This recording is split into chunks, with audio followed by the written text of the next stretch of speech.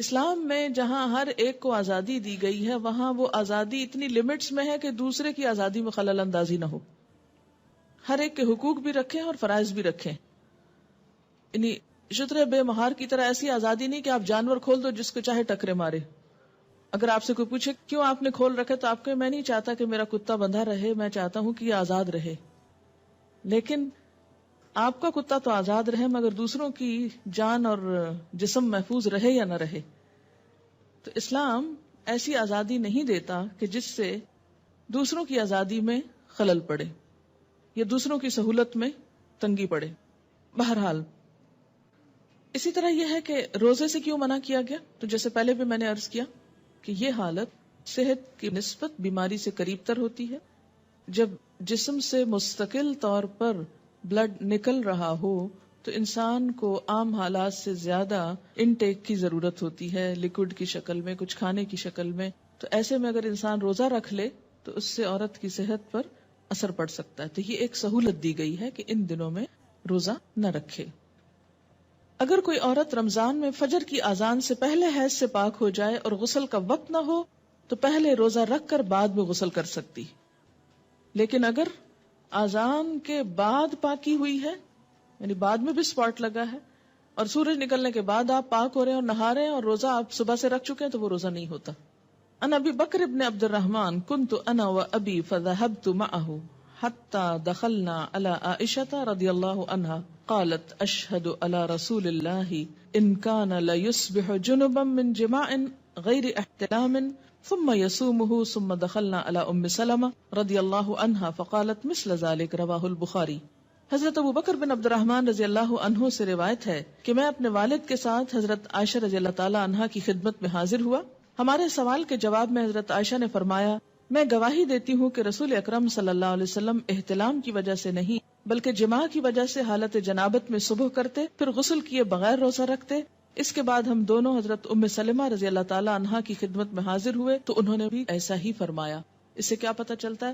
حالت جنابت میں سحری کھائی جا سکتی ہے اگرچہ نماز سے پہلے نہانا ضروری ہے، پھر نماز نہا کے پڑھی جائے. اسے بخاری نے روایت کیا. کپڑے پر حیض کے خون کا داغ لگ جائے تو اتنی جگہ دھو کر اسی کپڑے پر نماز ادا کی جا سکتی. مثلا جائے نماز کو لگ گیا یا کسی چادر پہ لگ گیا یا اپنے پہنے ہوئے کپڑے پر لگ گیا تو صرف اس داغ کو دھو لیا جائے اور باقی کپڑے کو ویسے ہی پہن کر نماز پڑھ لی جائے، خواہ اس میں پسینہ ہی کیوں نہ ہو حالت حیض کا. ان عائشہ رضی اللہ عنہا قالت كانت احدانا تحید ثم تقترس الدم من ثوبها عند طهرها فتغسله وتندح على سائره ثم تصلي فيه رواه البخاری. حضرت عائشہ رضی اللہ تعالی عنہا فرماتی ہیں کہ جب ہم میں سے کسی کے کپڑے حیض کے خون سے آلودہ ہو جاتے تو غسل کے بعد ہم خون کپڑے سے کھرش ڈالتی، پھر وہ جگہ پانی سے دھو ڈالتی اور سارے کپڑے پر پانی چھڑک کر اس میں نماز پڑھ لیتی. بعض اوقات کلاٹنگ ہوتی ہے نا تو اس لیے اس کو کھرچنے کی بات کی گئی ہے. اور صرف کھرچنا کافی نہیں ہوتا یا مل کے رگڑ کے صاف کرنا کافی نہیں بلکہ اس کو دھونا ضروری ہے. جب سپاٹ والی جگہ دھل جائے، داغ اتر جائے، صاف ہو جائے کپڑا تو باقی کپڑے پر کیا کیا جائے؟ پانی چھڑک کر، یعنی دھونے کی ضرورت نہیں. پانی کس لیے چھڑک کر؟ اس کو فریش کرنے کے لیے، جیسے استری کرتے وقت پانی اسپرنکل کرتے ہیں، اس میں نماز پڑھ لی جائے. اگر پانی اتنا نہ ہو کہ باقی کپڑے پہ چھڑکا جائے تو کوئی بات نہیں، آپ صرف نجاست دھو کر اسی کپڑے کو دوبارہ پہن کر نماز پڑھ سکتے ہیں. اسے بخاری نے روایت کیا ہے. حائضہ کے لیے مسجد میں ٹہرنا جائز نہیں، البتہ گزر سکتی. حالت حیض میں جائے نماز کو ہاتھ لگانا، جائے نماز پر بیٹھنا، ذکر کرنا اور تسبیح اور تحلیل نیز دعا وغیرہ کرنا جائز ہے. یہ بعض اوقات لوگ تسبیح نہیں اٹھاتے یا جائے نماز نہیں اٹھاتے تو یہ بات درست نہیں. ان عائشہ رضی اللہ عنہا قالت قال لی رسول اللہ صلی اللہ علیہ وسلم ناولینی الخمرۃ من المسجد قالت فقلت انی حائض فقال ان حیضتک لیست فی یدک رواہ مسلم. حضرت عائشہ رضی اللہ تعالی عنہا سے روایت ہے کہ رسول اللہ صلی اللہ علیہ وسلم نے مجھے مسجد میں جائے نماز لانے کا حکم دیا، جائے نماز لے کے مسجد آ جاؤ. میں نے عرض کیا میں تو حالت حیض میں ہوں. آپ صلی اللہ علیہ وسلم نے ارشاد فرمایا حیض تیرے ہاتھ میں تو نہیں ہے. اسے مسلم نے روایت کیا ہے. اس سے کیا پتہ چلتا ہے کہ بوقت ضرورت تھوڑی دیر کے لیے آ کے کوئی چیز دے جانا، لے جانا، اٹھا رکھ لینا، اس سے کوئی فرق نہیں پڑتا. ان ام عطیہ رضی اللہ عنہا قالت امرنا ان نخرج الحید یوم العیدین وذوات الخدور فيشهدن جماعة المسلمين ودعوتهم وتعتزل الحيض عن مصلاهن متفق علیہ۔ حضرت ام عطیہ رضی اللہ تعالی عنہا سے روایت ہے کہ رسول اللہ صلی اللہ علیہ وسلم نے حکم دیا کہ دونوں عیدوں کے دن ہم حیض والی اور پردہ نشین یعنی تمام عورتوں کو عیدگاہ لائیں تاکہ وہ مسلمانوں کے ساتھ نماز اور دعا میں شرکت کریں، البتہ حیض والی عورتیں نماز نہ پڑھیں۔ اسے بخاری اور مسلم نے روایت کیا ہے۔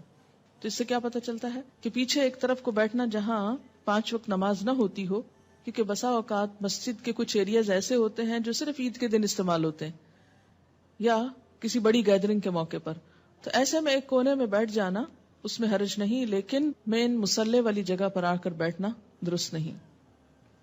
جیسے باہر کے ملکوں میں اسلامک سینٹرز جو ہیں اور مساجد یہ ساتھ ساتھ ہوتے ہیں، ایک ہال نماز کے لیے استعمال ہوتا ہے، باقی جگہیں کلاسز کے لیے استعمال ہوتی ہیں یا لائبریریز ہوتی ہیں یا کمیونٹی ہال ہوتا ہے، تو اس میں وہ جگہ جس پر دن میں 5 دفعہ نماز جماعت سے ہوتی ہو وہاں بس جانا منع ہے، باقی پوری بلڈنگ میں اوپر نیچے گھومنا پھرنا اور بیٹھنا درست ہے۔ عید کے موقع پر نماز کے لیے سب کو نکلنے کا حکم دیا گیا، جس میں حیض والی اور پردہ نشین عورتوں کو بھی کہا گیا کہ نکلیں، جو کبھی نہیں نکلتی وہ بھی نکلیں تاکہ مسلمانوں کے ساتھ نماز اور دعا میں شرکت کریں۔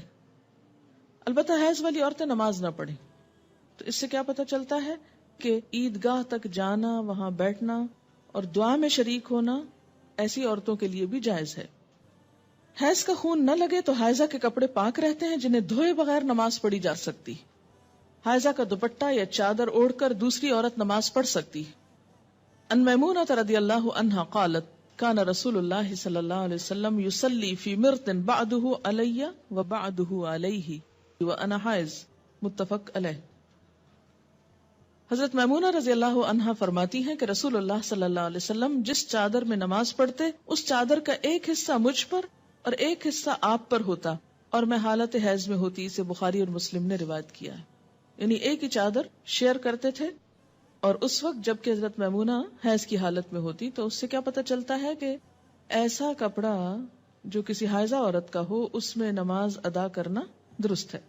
مثلاً بعض اوقات آپ جیسے عید کے موقع پر اچھے کپڑے پہنتے ہیں، کسی شادی وغیرہ کے موقع پر بعد میں دوبارہ ان کو پہننے کا موقع آتا ہے تو ان کو پہن کر نماز بھی ادا کر سکتے ہیں، اس میں کوئی حرج نہیں، صرف یہ کہ نجاست نہ ہو۔ حیض سے پاکیزگی حاصل کرنے کے بعد اگر خاکی یعنی براؤن یا زرد یعنی یلوش پانی خارج ہو تو دوبارہ غسل کرنے کی ضرورت نہیں۔ ان ام عطیہ رضی اللہ عنہا قالت کننا لا نعد القدرۃ والصفرۃ بعد الطہر شیئا، رواہ ابو داود۔ حضرت ام عطیہ رضی اللہ عنہا فرماتی ہیں حیض سے پاکیزگی حاصل کرنے کے بعد خاکی یا زرد رنگ کے پانی کو ہم کوئی اہمیت نہیں دیتی تھی۔ اسے ابو داود نے روایت کیا، یعنی آپ اپنے مقررہ ایام پر پاک ہو گئی، نہائی، نماز پڑھی، اور پھر کچھ گھنٹے گزرنے کے بعد یوں معلوم ہوا کہ یلوش ڈسچارج پھر ہوا ہے تو اس کو کنسیڈر کرنے کی ضرورت نہیں، اب دوبارہ نہانے کے لیے زحمت نہ کرے۔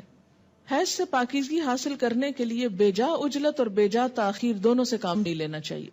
بے جا اجلت کا کیا مطلب ہے کہ انڈیو جلدی، یعنی ہے کب پاک ہوں گی، کہیں نماز نہ چلی جائے، کہیں روزہ نہ چلا جائے، اچھا نہا لی، پھر دیکھا کہ ابھی تو نہیں پاک ہوئے، پھر نماز چھوڑ دی، پھر روزہ توڑ دیا، پھر نہا لیے، تو یہ کھیل نہیں بنانا چاہیے اس کو۔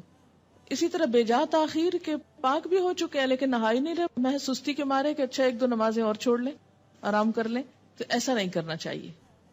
غسل حیض میں تاخیر ہونے پر قضا نمازیں ادا کرنا چاہیے، یعنی اگر کسی وجہ سے پانی ختم ہے، پانی نہیں ہے، یا کئی سفر کی حالت میں ہے کہ ٹائم پہ نہیں پہنچے آپ کہ نہا سکیں، یا کوئی وجہ بن گئی، یعنی جان بوجھ کے نہیں ہو گیا ایسے، تو پھر کیا ہے جب نہا چکے تو پچھلی نماز لوٹائیں۔ کن النساء یبعثن الی عائشہ رضی اللہ عنہا بالدرجۃ فیہا القرص فیہا الصفرہ فتقول لا تعجلن حتی ترین القصۃ البیضاء ترید بذلک الطہر من الحیضۃ، رواہ البخاری۔ خواتین رسول اللہ صلی اللہ علیہ وسلم کی زوجہ محترمہ سیدہ عائشہ رضی اللہ تعالی عنہا کے پاس ڈبیا میں روئی رکھ کر بھیجتی جس میں ابھی کچھ زردی باقی ہوتی، تو حضرت عائشہ فرماتی جب تک صاف شفاف پانی نہ دیکھ لو اس وقت تک طہر حاصل کرنے کے لیے جلدی سے کام نہ لیا کرو، یعنی جب تک بالکل صاف نہ ہو جائے انسان اس وقت تک نہانے میں جلدی نہیں کرنی چاہیے۔ سیدہ عائشہ رضی اللہ تعالی عنہا کی مراد حیض سے طہارت حاصل کرنا ہوتی تھی۔ القصۃ البیضاء کا لفظ دیکھ رہے ہیں یہاں پر آپ عربی عبارت میں، یہ انہوں نے معیار بتایا، حتی ترینا القصۃ البیضاء، وائٹ ڈسچارج.